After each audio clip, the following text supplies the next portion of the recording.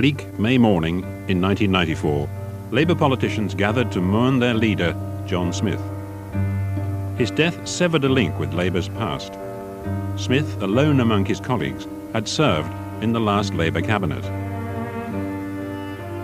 For 16 years, Labour politicians have languished in the wilderness. They've lost 4 general elections, and their party has been riven by vicious internal conflicts.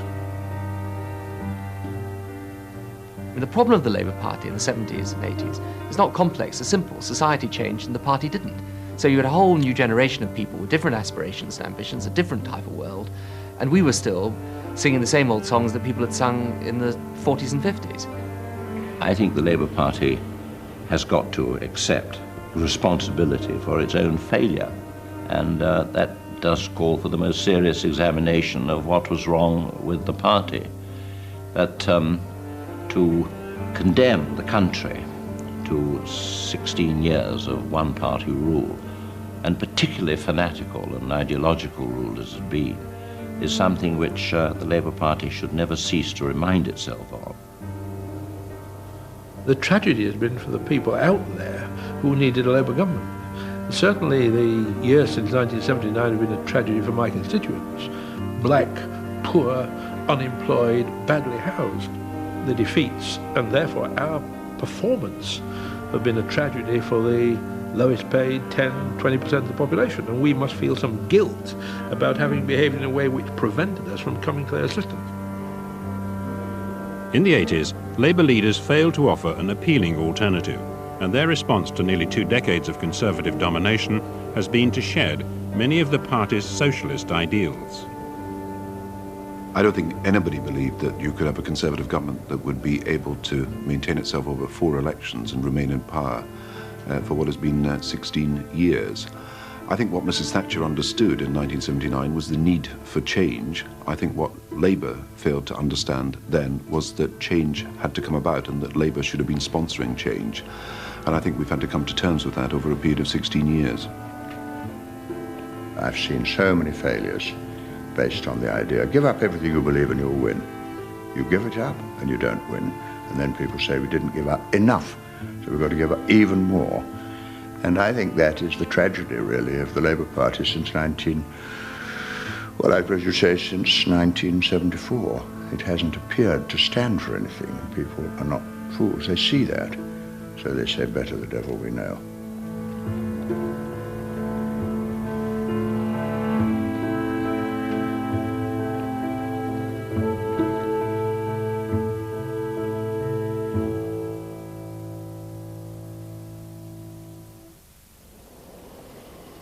In May 1979, Britain's last Labour Prime Minister, James Callaghan, packed his bags and left Downing Street to make way for Margaret Thatcher. This is the Prime Minister coming out. This is the first time he has been seen. The strikes of the winter of discontent earlier in the year had made the fall of his government virtually certain. Labour, the party of the unions, had been locked in mortal combat with its own supporters over government pay policy. It was a bitterness that flowed from the defeat in 1979 and the rival explanations, as it were, of what had caused that defeat.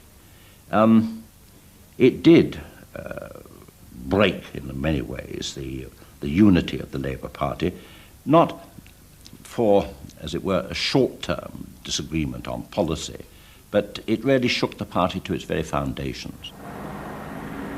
This is Mr. Callaghan getting out of his large black rover to come into Transport House to meet the party workers. Labour's leaders blamed the trade unions and the strikes during the winter of discontent for their election defeat in 1979.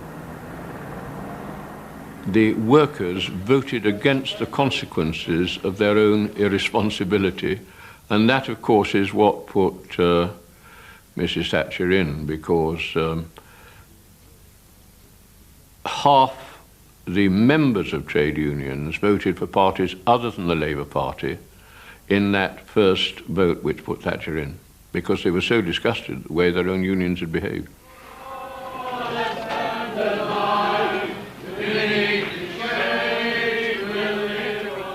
But the left of the party charged the leadership with abandoning socialism and adopting conservative policies instead. The tension within the party, generally, and within the trade unions, got more and more difficult to contain because they felt that they had been let down. That was the feeling, but the loyalty to the government was such that they stuck by the government. But as soon as the government was defeated in 1979 and that bond of immediate loyalty was lifted by defeat, then of course all this pent-up feeling began to emerge, and of course I shared it because I'd seen it from the inside. A number of factors made it possible for demagogues, by demagogues I principally mean Tony Benn, to say this is what is wrong with the Labour Party.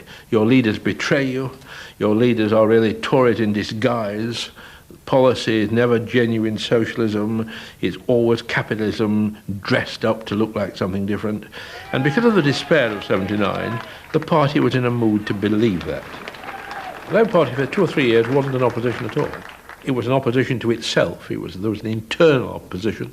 There was a civil war in the very real sense of that term. Stop Thatcher's war drive. All the facts and arguments, 20 pence. Tony Benn's rejection of the party leadership came at the same time as a surge in the influence of the left. No British solution! No British solution! In the wake of the election defeat, the anger of the activists found an outlet in their struggle to reform the party. Their aim was to ensure that in future, party leaders stuck to the policies agreed at conference. Tony Benn threw his whole weight behind the campaign for Labour Party democracy.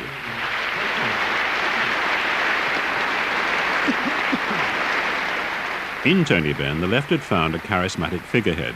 Their drive to revolutionise the party took off.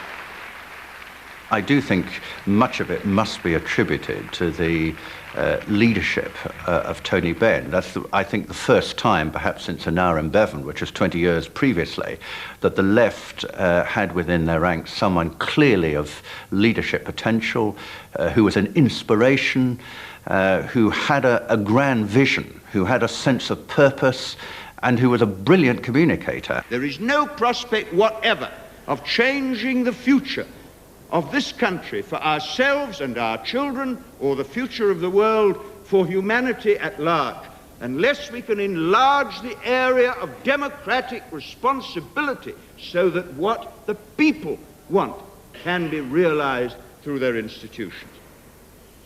He had a grand vision of socialism. He wanted to see a different order.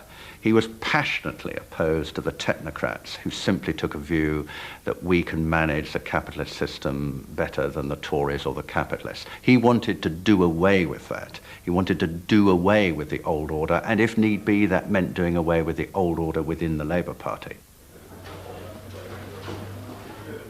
Tony Benn rejected the watering holes of Westminster in favour of the local Labour club. There we are. Thank you. You haven't eaten your fries peppermint cream yet. His socialism derived from Karl Marx, the Bible, and the heroes of the English Civil War. I